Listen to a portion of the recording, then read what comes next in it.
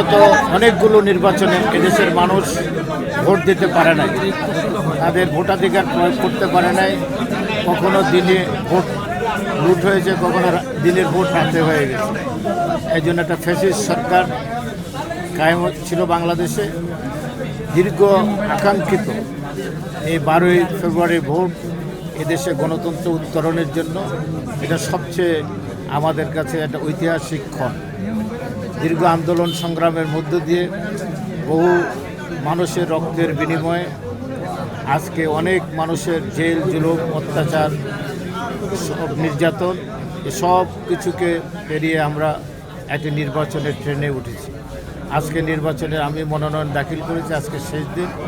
আমরা মনে করি 12ই ফেব্রুয়ারি একটি অবাধ সুষ্ঠু নিরপেক্ষ নির্বাচন হবে এবং বাংলাদেশ একটি গণতন্ত্রের সরকার বাংলাদেশ পাবে এবং বাংলাদেশ গণতন্ত্রের যাত্রায় দিকে অগ্রসর হবে।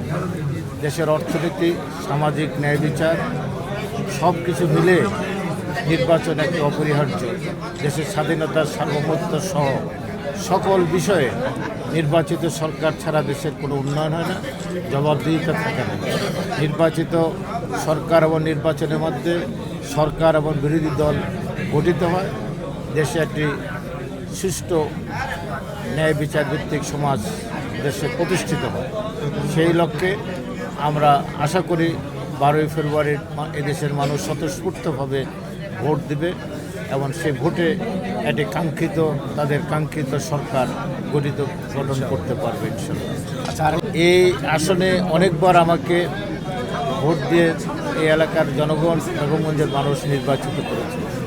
আগামী 12ই ফেব্রুয়ারি নির্বাচনে আমি ওনাদের কাছে উদাত্ত আহ্বান জানাবো, দেশের বৃহত্তর স্বার্থে তারা ধানের শীষে ভোট দিয়ে এই এলাকায় আমাকে আবারও তাদের খেদমত করার সুযোগ করে দেবেন।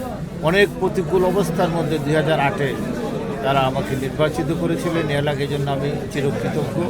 আমি আশা করি 12ই ফেব্রুয়ারির নির্বাচনেও তারা ধানের শীষ প্রতীককে ভোট দিয়ে বেগম খালেদা জিয়া তারেক রহমানের অগ্রযাত্রাকে রক্ষা করবেন এবং দেশ সেবার জন্য ওনাদেরকে সুযোগ করে দেবেন।